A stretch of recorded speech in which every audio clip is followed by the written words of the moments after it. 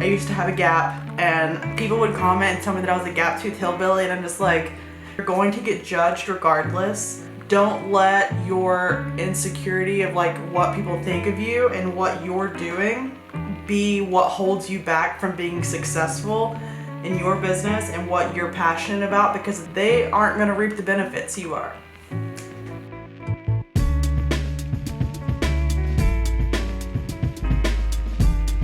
Whenever I initially started my business, I didn't expect to do weddings. I started my company to teach small businesses how to engage their customers online with video. And so my idea was I would do these videos for small businesses because there was like a little bit of a demand for that, because I only worked for small business in my previous jobs before doing what I do now. And I was like, wow, like if these people just got put like online, like out onto the interwebs, then it would be so easy for people to know what a great business they're running and want to support it and that sort of thing. However, first gig that I got was I worked for a boutique, and they had an app that they developed for their customers. There was like loyalty programs and that sort of thing. And the guy that developed their app saw that I did a video for the boutique teaching their customers how to use their app and how it could benefit the customers to use their app.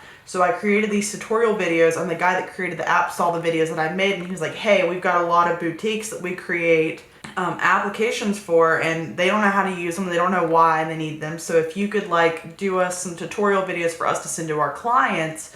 They ended up booking me for a large sum of videos at one time, and at that point I was like, it wasn't that much money. I think it was like $1,600 for a series of videos, but I was like, oh wow, like that's more than I make in a week doing what I'm doing, or working a regular job. So that was whenever I like really quit, and I was like, I gotta do this full time. And the guy just paid me $1,600, and I wanted to deliver his videos very efficiently because I was trying to make my business look good. He was the first person to ever book me. That's how I got my start. And so at that point, I still thought that I was gonna go into the social media business aspect of videography. And then I did one wedding for free. And from there, it blew up kind of on Facebook. And that was whenever I was like, yeah, that's what I'm going to have to run with, because people are booking me and asking about weddings. I knew nothing about them. I'd never even really, I think I'd been to one wedding before as a guest. And I'm like, I just wasn't familiar with weddings at all, but it was really quick.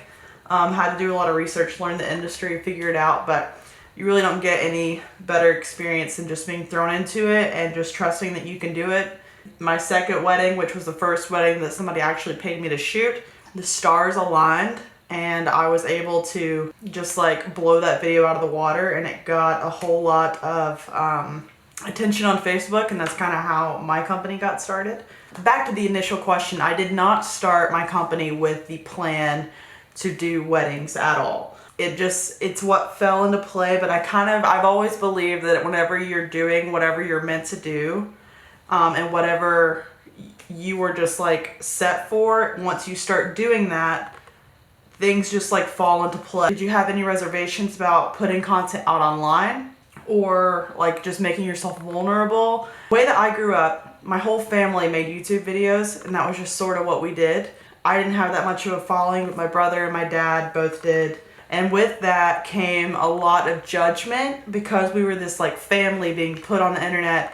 And it was just like, it was a weird way to grow up, but it really made me not look a whole lot into what people think of me online, because I could just see how irrelevant the opinions were of the people that I didn't know in my YouTube comments. Like, I used to have a gap, and my thing on my videos was I was stupid. I was a stupid kid. And then people would comment and tell me that I was a gap-toothed hillbilly, and I'm just like, they obviously didn't even watch the content of the video because it was hilarious. And as far as having reservations about putting yourself out there, you're going to get judged regardless, but don't let your insecurity of like what people think of you and what you're doing be what holds you back from being successful in your business and what you're passionate about. Because at the end of the day, once you start doing what you love all the time, and it's just like what takes up your entire life, there's literally no better feeling than that. And the opinions of people that you don't even know thinking a certain way of what you're doing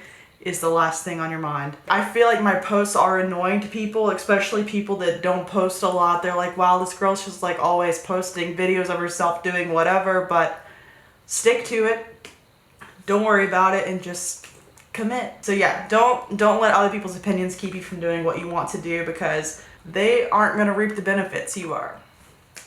The question was sort of like, what is the best part about connecting with customers through social media? And this is something that I take pride in, because I love people and I love getting to know people and like hearing people's stories and watching people grow. And in my business, which is majority of weddings, it is so valuable to me to be able to share a wedding video and connect with their entire family online that sees it. A lot of the couples that I've shot their weddings are now having babies, which is a really cool thing, and I can stay in those people's lives. The business value in what I'm saying is that those people see you now as a part of their life, as a friend, more than just somebody that they hired to shoot something for them. If you stay connected through Instagram, Facebook, stay up with what they're doing, they'll stay up with what you're doing, and then you'll always be the first person in their head, if you stay active, that they're recommending to people whenever they ask for whatever type of work it is that you do. And you'll just always be at the forefront of those people's minds whenever it comes to your industry, if you just stay relevant, stay consistent. And if you're in an industry where a lot of the owners of those companies, like your competitors, don't see social media as being an important aspect of business, it is 2019, and that is literally how everybody finds everyone, everything. Like, it's so important. The companies that are not being well represented on social media compared to the ones that are, they're going to see major differences in the next 3 to 5 years. Don't do it for some kind of like initial fast growth that you're going to get tremendously, because it's not going to happen. It is consistent hard work. So today is April 30th. I started committing my entire free time, my entire life, to being like so active on my business Instagram page on April 1st. I am like 29, 30 days into this, and I'm not like even going to joke about it.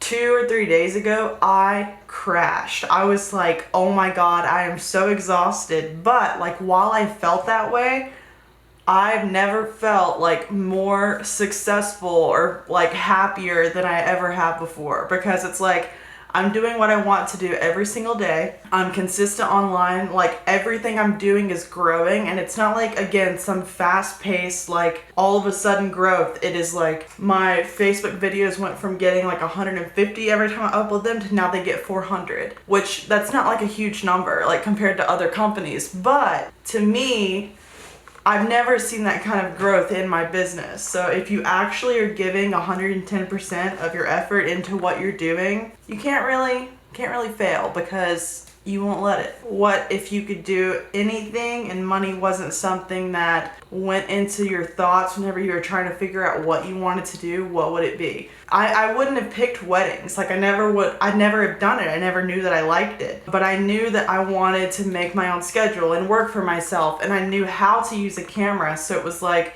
I put my skills together with what I wanted to do and like created this business. Because in school, people would always be like, well, what do you want to go to college for, and blah blah blah, and I was just like, I don't, because I know that the job that I'm going to be doing, and my dream job, probably doesn't even exist yet. I see what I'm doing as successful because I'm doing what I want to do every day, and it's important to me. What are the most important platforms, and what have been the most effective? For me, it's been Facebook and Instagram, but that's also the two that I spend the most time on. So I don't want to say that those are more successful than another option.